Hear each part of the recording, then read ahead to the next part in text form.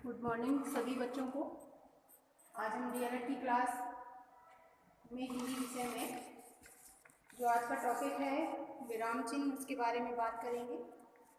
कल की क्लास में हमने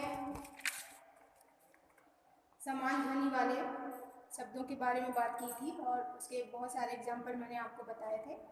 जो शेष उदाहरण हैं उनकी पीडीएफ बना के मैं आपके ग्रुप में सेंड कर दूँगी ताकि आप लोग उन्हें निरंतर अभ्यास के द्वारा उसमें अपनी जानकारी अच्छी करें।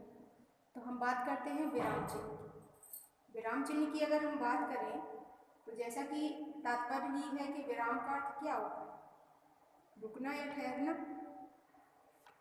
तो रुकना या ठहरना शब्द से यदि हम बात करें तो इसमें हम सबसे पहले देखते हैं इसके ज्ञान को हासिल करने के लिए हम एक उदाहरण को लेते हैं। जैसे मैंने उदाहरण ब्लैक बोर्ड में लिखा हुआ है कि रोको मत जाने दो। तो यहाँ पर आपका विराम चिन्ह जो लगा है, यानी हम एक तरह से ठहराव जो कर रहे हैं वो सबसे लास्ट में ही कर रहे हैं। शब्दों के किसी बीच में हम किसी भी प्रकार का गैपिंग या ठहराव या रुकना नहीं हो रहा है यहाँ पर। तो रोको मत जाने दो, तो इस वाक्य का अर्थ जो है वो आपको निकल कर समझ में आ रहा होगा कि कोई व्यक्ति है जिसको आदेश ये दिया जा रहा है कि रोको मत जाने दो। अगर हम बात इसी वाक्य को आगे क्रम में ले और बीच में ये आपका जो अल्प विराम है इसको बीच में लगा दें रोको के बाद में, तो हम देखते हैं कि ये जो वाक्य है ये किस तरह से पढ़ा जाएगा, रोको मत जाने दो। तो रोको मत जाने दो, इसका तात्पर्य ये हुआ कि जो व्यक्ति कहीं जा रहा है उसे हमें रोकना नहीं है और उसे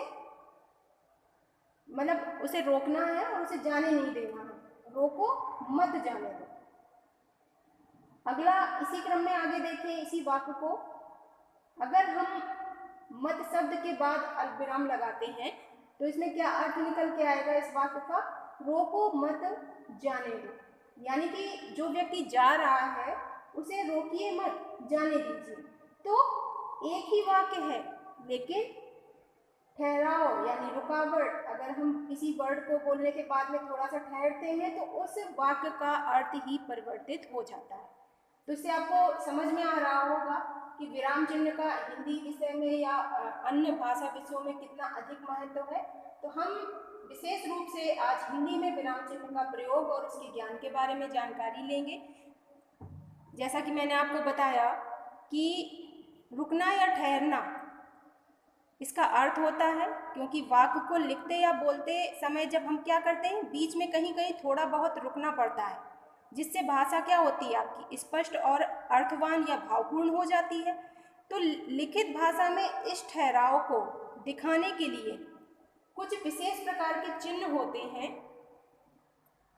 इन्हें ही हम क्या कहते हैं, विराम चिन्ह कहते हैं।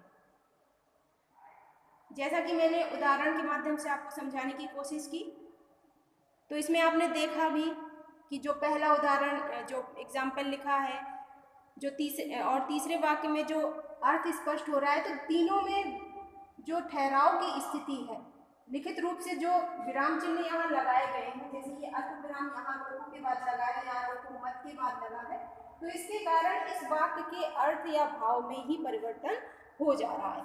तो इस कारण से कहीं ना कहीं आपको ये समझ में आ रहा होगा कि जो विराम चिन्ह लगाने से किसी भी प्रकार के वाक्य को हम अलग अर्थ में प्रस्तुत कर सकते हैं।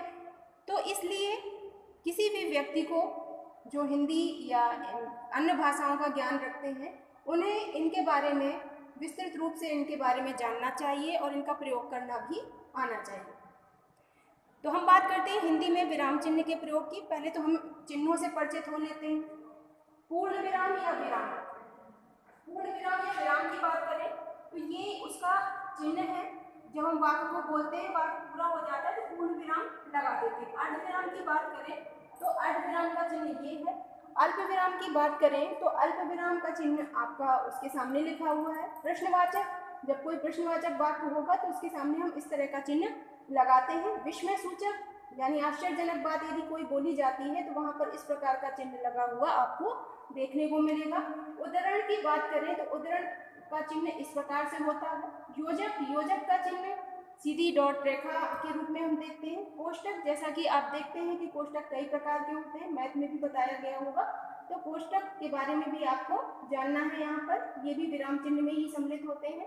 उपविराम की बात करें तो उपविराम दो बिंदु के रूप में चिन्ह द्वारा प्रदर्शित किया जाता है। रेखांकन की बात करें तो एक सीधी रेखा, कभी कभी आप हिंदी में देखते होंगे कि रेखांकित शब्दों का विलोम शब्द बताइए, रेखांकित शब्दों का अर्थ बताइए, तो इस तरह से रेखांकन का उपयोग हम हिंदी भाषा में देखने को मिलता है। लाघव चिन्ह की बात करें तो एक जीरो जैसा बनता है, वो चिन्ह के रूप में लाघव चिन्ह को प्रदर्शित करता है। इसी क्रम में लोप चिन्ह की बात करें तो डॉट डॉट करके आप लोप चिन्ह को यहाँ दिखा सकते हैं। और आदेश चिन्ह की बात करें तो दो बिंदु के साथ में एक सीधी रेखा के रूप में इस चिन्ह को दर्शा सकते हैं। तो ये जो हिंदी में विराम चिन्ह का प्रयोग है, इसकी हम बात करें तो सबसे पहले तो आपको पूरे विराम चिन्ह आने चाहिए और किस प्रकार से वो चिन्ह का साइन है, जो साइन है वो आपको पता होना चाहिए। अगर कहीं आपको साइन देखने को मिलता है तो उसके बारे में आपको जानकारी होनी चाहिए और उसका प्रयोग कहाँ करते हैं, इसकी आवश्यकता क्यों पड़ती है, इसके बारे में आपको पता होना चाहिए। तो आज हमने आपके समझ ये रखा कि विराम चिन्ह क्या होते हैं, विराम चिन्ह का ज्ञान क्या होता है और हिंदी भाषा में विराम चिन्ह का प्रयोग और उनके नाम और उनके साइन के बारे में हमने यहाँ पर देखा। आगे की क्लास में हम इसी प्रकरण में विराम चिन्ह की आवश्यकता और हिंदी में जो प्रयुक्त विराम चिन्ह हैं उन विराम चिन्हों के बारे में एक एक करके पढ़ेंगे, ठीक है, और साथ में इनके प्रयोग करने के विषय को भी समझेंगे। तो आज की क्लास आपकी यहीं तक होती है। इसी टॉपिक प्रकरण को कल हम आगे कंटिन्यू रखेंगे और आप अपनी क्लास यूट्यूब चैनल HDCM की साइट पर जाकर वहाँ देखिएगा और जहाँ पर DLED प्लेलिस्ट में आपको हिंदी के ये वीडियो आपको देखने को मिलेंगे। थैंक यू सो मच सभी बच्चों को।